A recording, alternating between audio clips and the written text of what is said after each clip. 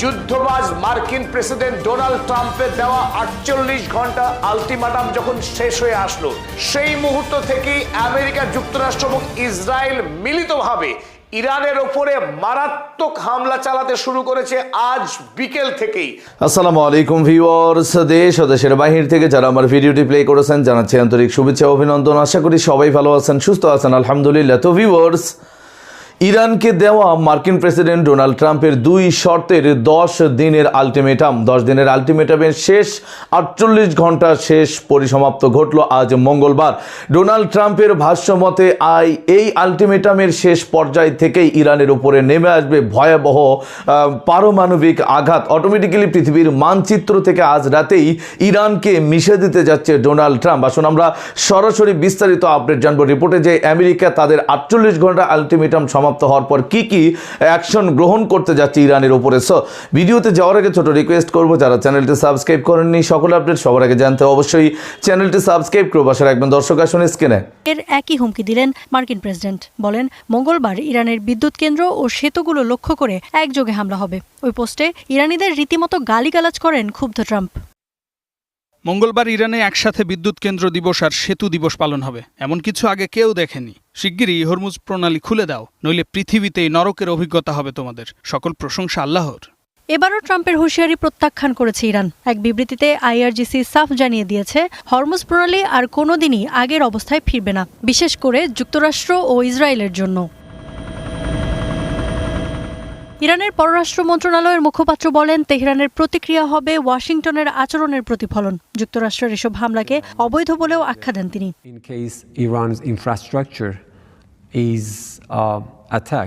ইরানের কোনো অবকাঠামোয় হামলা হলে ইরানের সশস্ত্র বাহিনী যুক্তরাষ্ট্রের কিংবা কোনোভাবে যুক্তরাষ্ট্রের সাথে সম্পর্কিত একই ধরনের অবকাঠামোয় পাল্টা হামলা চালাবে। আর এসব হামলা আমাদের স্বতঃস্ফূর্ত সিদ্ধান্ত নয়, বরং ওয়াশিংটনের অবৈধ আগ্রাসনের বিরুদ্ধে তেহরানের প্রতিরক্ষামূলক ব্যবস্থা। সামাজিক মাধ্যম এক্সে এক পোস্টে ইরানের স্পিকার বলেন, তেহরানের বিরুদ্ধে আগ্রাসন চালিয়ে মার্কিন নাগরিকদের বিপদে ফেলছেন ট্রাম্প। নেতানিয়াহুর কথায় নেচে বড় ভুল করছেন বলেও সতর্ক করেন তিনি। আপনার বেপরোয়া পদক্ষেপ যুক্তরাষ্ট্রের প্রতিটি পরিবারকে নরকে টেনে নিচ্ছে, পাশাপাশি ছারকার হচ্ছে পুরো মধ্যপ্রাচ্য। কারণ আপনি নেতানিয়াহুর নির্দেশ মেনে চলছেন। এই যুদ্ধের মাধ্যমে আপনি কিছু অর্জন করবেন ভাবলে ভুল করবেন। গেল 28 ফেব্রুয়ারি ইরানে যুক্তরাষ্ট্র ও ইসরায়েলের হামলার পরপরই আন্তর্জাতিক বাণিজ্যের গুরুত্বপূর্ণ পথ হরমুজ প্রণালী বন্ধ করে দেয় ইরান। এরপর থেকেই জ্বালানি সংকটে ভুগছে পুরো বিশ্ব। যুদ্ধবাজ মার্কিন প্রেসিডেন্ট ডোনাল্ড ট্রাম্পের দেওয়া 48 ঘন্টা আলটিমেটাম যখন শেষ হয়ে আসলো, সেই মুহূর্ত থেকেই আমেরিকা যুক্তরাষ্ট্র এবং ইসরায়েল মিলিতভাবে ইরানের ওপরে মারাত্মক হামলা চালাতে শুরু করেছে আজ বিকেল থেকেই।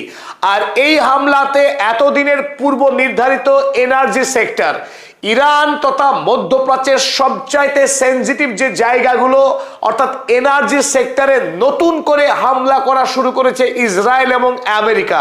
আর তার প্রত্যুত্তরে ইরানের আইআরজিসি মধ্যপ্রাচ্য সহ ইসরায়েলের একাধিক গুরুত্বপূর্ণ পেট্রোকেমিক্যাল স্টেশন, সেনা ছাউনি এবং অস্ত্র তৈরির কারখানাতে আক্রমণ করে এই মুহূর্তে গোটা মধ্যপ্রাচ্যে 28 ফেব্রুয়ারি ঠিক যেভাবে যুদ্ধ শুরু হয়েছিল, যে বিভৎস ভয়াবহতা দিয়ে আক্রমণ করা হয়েছিল ইরানকে, আর ইরান তার প্রত্যুত্তরে যে পাল্টা মার দিয়েছিল ইসরায়েল এবং ইসরায়েলের বন্ধু আরব রাষ্ট্রগুলোকে, ঠিক একই প্রতিচ্ছবি তৈরি হলো যুদ্ধের 38তম দিনে। এই মুহূর্তে ডোনাল্ড ট্রাম্পের আলটিমেটাম শেষ হয়। আমেরিকা যুক্তরাষ্ট্রের অভ্যন্তরে যখন ডোনাল্ড ট্রাম্পকে নিয়ে হাসাহাসি হচ্ছে, ইরান যুদ্ধে পরাজিত হওয়ার তকমা যখন তার গায়ে সেটে লেগে যাচ্ছে, সেই মুহূর্তে ডোনাল্ড ট্রাম্প ইরানের উপরে মরণ কামড় দেওয়ার চেষ্টা করছে।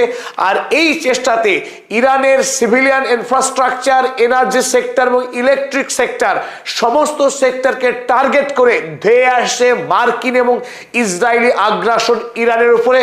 আর সেই আগ্রাসনকে প্রতিরোধ করতে আইআরজিসিও মরিয়া হয়ে ইতিমধ্যে আজ বিকেল থেকে আইআরজিসি বেপরোয়া আক্রমণ শুরু করেছে এই জায়নবাদী ইসরায়েল এবং সাম্রাজ্যবাদী আমেরিকার বিরুদ্ধে।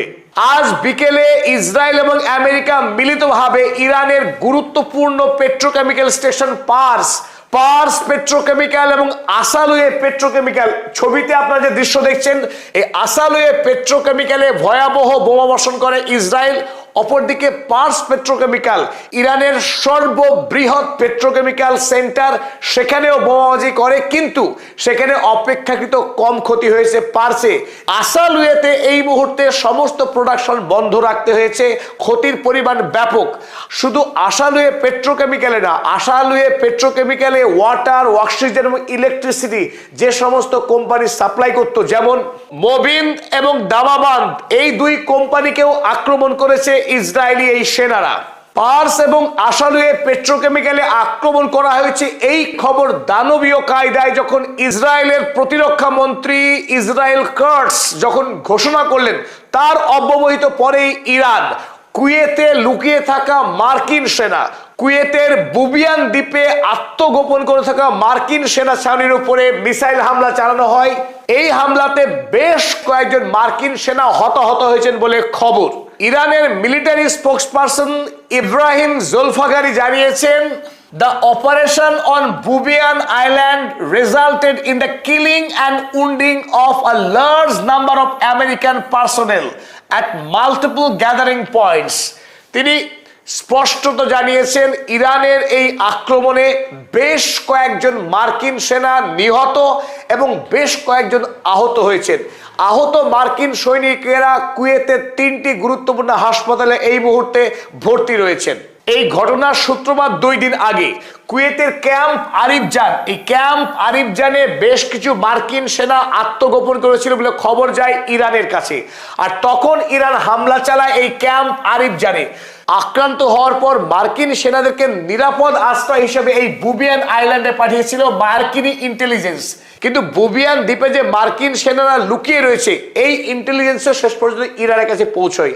আর আজ দর্শক, স্ক্রিনে আমরা সে সম্পর্কে বিস্তারিত জানলাম। এই বিষয়ে আপনাদের মতামত কমেন্টে জানাবেন, কেউ ভিডিওটি স্কিপ করবেন না। আমেরিকার 48 ঘন্টার আলটিমেটাম সমাপ্ত করার পর ইরান কি কতটা প্রতিরোধ গ্রহণ করার জন্য তারা পরিস্থিতি তৈরি করেছে। এদিকে আমেরিকা বারবার সেখানে গিয়ে লাঞ্ছিত হলেও আজ রাতেই যেন দিয়েছেন ইরানের জন্য শেষ আলটিমেটাম। বিস্তারিত আরো আপডেট জানবো রিপোর্ট। কালকে কি ঘটবে, তবে একটা মেশিন সামনে আসছে, যেই মেশিন দেখা ইরানের দুশ্চিন্তা হওয়া স্বাভাবিক, আর এই জন্য আমারও টেনশন হচ্ছে। আপনাদের কাছে দোয়াও চাচ্ছি, আর যারা বাংলাদেশের ভাই আছেন বা অন্যান্য দেশের মানুষরা আছে, তাদেরকে নিরাপদ স্থানে যেন তারা সরে যায়, বাংকারে আশ্রয় নেয়, বা আল্লাহ তাদেরকে হেফাজত করে। তো চলুন দেখি, ইরানকে ভয় দেখানোর সর্বোচ্চ চেষ্টা করতেছে মার্কিন যুক্তরাষ্ট্র। এখন তারা হরমুজ প্রণালী নিয়ে যেই আলটিমেটাম দিয়েছে, ইরান সেটা থেকে সরছে না এবং সরবেও না। তো এই যখন অবস্থা, তাহলে আগামীকালকে ইরান তারা বড় ধরনের একটা হামলা মোকাবেলা করতে হবে।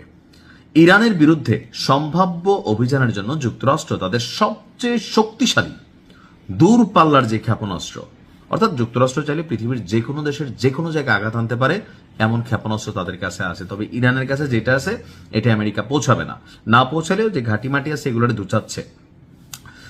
তো শক্তিশালী গণমাধ্যম ব্লুমবার্গ তারা তাদের এক প্রতিবেদনে এই তথ্য জানিয়েছে। দূরপাল্লার JASSM এর পাশাপাশি যুক্তরাষ্ট্রের মোট মজুদের প্রায় 2/3 ইতিমধ্যেই ইরান যুদ্ধে ব্যবহার করেছে আমেরিকা। তো পরবর্তী ধাপে, এখনকার ধাপে আপনার পুরো যে সেক্টরটা আছে JASSM ER, অর্থাৎ joint air to surface missile extended range, এই ক্রুজ ক্ষেপণাস্ত্রটিকে এখন ব্যবহার করার আপনার আশঙ্কা দেখা দিয়েছে, বা আমরা ভাবছি যে এটাই ব্যবহার করবে। তো এইসব ক্ষেপণাস্ত্র অন্য অঞ্চলের জন্য সংরক্ষিত, মানে আমেরিকা তাদের দেশের বিভিন্ন জায়গায় এগুলাকে রাখা দিছে ভবিষ্যতের হামলার কথা চিন্তা করে।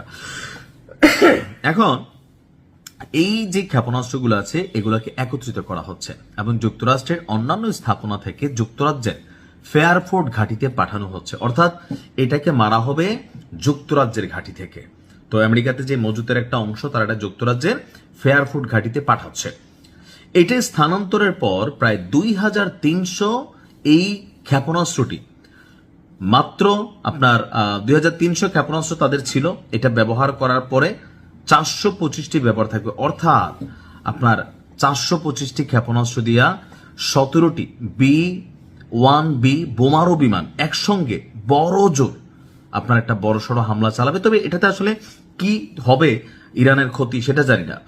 তো এর বাইরে এখানে বলা হচ্ছে, আমি যে জায়গাতে ভয় পাচ্ছি না, যে 2300-র মধ্যে অলরেডি অনেকগুলো খরচ করছে, আর একসাথে সর্বোচ্চ 425টা তারা লঞ্চ করতে পারবে।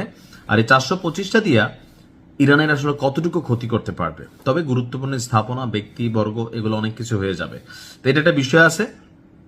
এখন বলা হচ্ছে যে এখন তারা, তাদের দাবি আমেরিকা, যে ইরানের যে আকাশ।